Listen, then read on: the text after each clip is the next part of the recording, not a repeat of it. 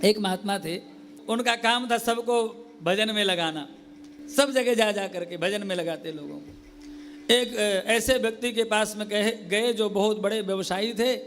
बोले भैया कुछ भजन पूजन करते हो? अरे नहीं महाराज, समय नहीं, फुर्सत नहीं। अरे बोले फिर भी थोड़ा बहुत समय तो होगा।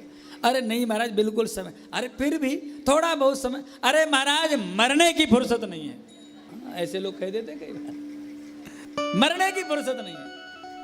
अच्छा, महात्मा भी ऐसे विलक्षण पीछे पड़ गए, फिर भी बोले फिर भी देख लो थोड़ा तो होगा समय। और रोष में आ गया वो व्यक्ति, बोले हाँ समय है। कब? बोले जब मैं शौच जाता हूं तब समय है। बोले जपे?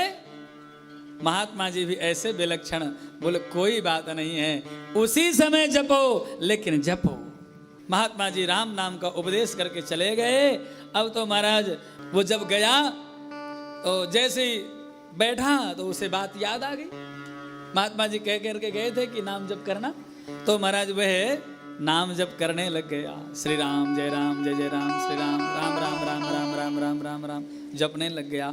अच्छा, जहाँ जहाँ भगवान का कोई नाम जप करता हो, कीर्तन करता हो, कथा करता हो, वहाँ वहाँ हमारे हनुमान जी महाराज जरूर पहुँच जाते हैं। नियम है, यत्र यत्र रघुनाथ कीर्तनम तत्र तत्र कृतमस्तकांजलिम वाष्पवारि परिपूर्ण लोचनम मारुतिम नमत राक्षसांतकम। पहुंचते हैं हनुमान जी महाराज पहुंचे। राम राम राम, बड़ा दुष्ट है। ऐसी अवस्था में भगवान का नाम जप कर रहा है। रोष आ गया हनुमान जी महाराज को, एक कस करके लात का प्रहार किया हनुमान जी महाराज ने। अच्छा, मारी और मार करके देखा भी नहीं कि मरा के जिया। अब ऐसी अवस्था में था, क्या देखना। तो हनुमान जी प्रहार करके चले आए, मुंह फेर करके। रात्रि में भगवान को ब्यारी प्रसाद का भोग लगा, और भोग लगने के बाद में भगवान ने जब ब्यारी कर ली अयोध्या में, तो अंतःपुर में शयन कक्ष में भगवान पधारे और हनुमान जी महाराज सेवा में उपस्थित हुए। बड़ भागी अंगद हनुमाना, चरण कमल चापत विधिना। सेवा में पहुंचे, चरणों को दबाया, चरणों को दबाते दबाते दबाते इधर भी और फिर हाथों को दबाया। थोड़ी सी गौ माता का घी लेकर के और थोड़ी सी मस्तक में मालिश भी की, और फिर बोले आराध्य प्रभु थोड़ी से उल्टे हो जाइए, पीठ दबा देते हैं। ठीक है, राघवेंद्र करुणानिधान उल्टे हो गए, और हनुमान जी महाराज ने जैसे ही पीठ में हाथ रखा, पीठ में हाथ रखते ही रघुनाथ जी उछड़ गए। आह आह आह, हनुमान जी छूना मत, बहुत तेजी से पीड़ा हो रही है, छूना मत। हनुमान जी आश्चर्यचकित रह गए, प्रभु क्या हो गया। वस्त्र हटा करके पीठ में देखा तो भगवान के पीठ पर बंदर का पगचिन्ह बना हुआ, अंकित हो गया। लाल हो गए हनुमान जी महाराज। मेरे आराध्य, मेरे सर्वेश्वर, मेरे भगवान प्रभु, बताइए किस बंदर की हिम्मत हुई मेरे आराध्य के ऊपर पाद प्रहार करने की। आज प्रातः काल होने से पहले उसको मार डालूंगा, छोड़ूंगा नहीं, वध कर दूंगा उसका। भगवान ने कहा हनुमान जी छोड़िए ना, हटाइए, चलो चलो अपना काम करो। नहीं नहीं प्रभु, आपको बताना पड़ेगा, मैं उसे छोड़ूंगा नहीं। मेरे आराध्य के ऊपर पाद प्रहार करने की हिम्मत कैसे हुई, छोड़ूंगा नहीं, बताइए।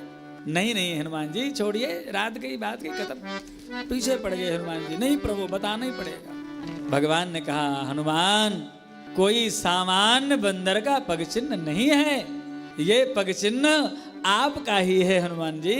इतना तो सुनते ही रोते हुए मूर्छित होकर के धड़ाम से चरणों में गिर पड़े।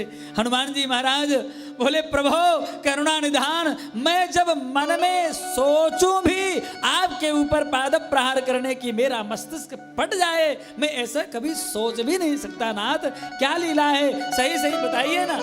ठाकुर जी ने कहा हनुमान जी, आज आपने मेरे एक नाम जप करने वाले के ऊपर पाद प्रहार किया था प्रभु।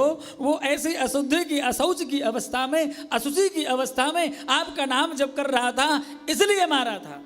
हनुमान, तुम्हारा पाद प्रहार सहने की सामर्थ्य रावण में भी नहीं थी। हाँ, वो बेचारा सामान्य प्राणी आपके पाद प्रहार को कैसे सहन करता। मेरा जो नाम जप करता है, कथा कीर्तन सत्संग करता है, भजन पूजन आराधन साधन करता है, मैं अपने शरणागत की सर्वत्र रक्षा करता हूँ। इसलिए हनुमान जी जब आपने पादप प्रहार किया तो मैंने अपनी पीठ लगा दी। वो आपका पादप प्रहार मैंने अपने पीठ में ले लिया। हनुमान जी रोते हुए चरणों में पुनः गिर पड़े। सरकार, हे करुणा निधान, हे अकारण करुणा वृणालय, हे भक्त वत्सल प्रभु, आज से आपके नाम जापक की, आपके कथा कीर्तन सत्संग करने वाले शरणागत भक्त की रक्षा करने की आवश्यकता आपको नहीं है। आज से उन नाम जापकों की, आपके शरणागत भक्तों की रक्षा हम करेंगे। क्या समझे? कुछ समझ में आया? भगवान का नाम सोते जागते उठते बैठते खाते पीते चलते फिरते, यहां तक कि शुद्धि में अशुद्धि की अवस्था में भी भगवान का नाम जप करते रहें।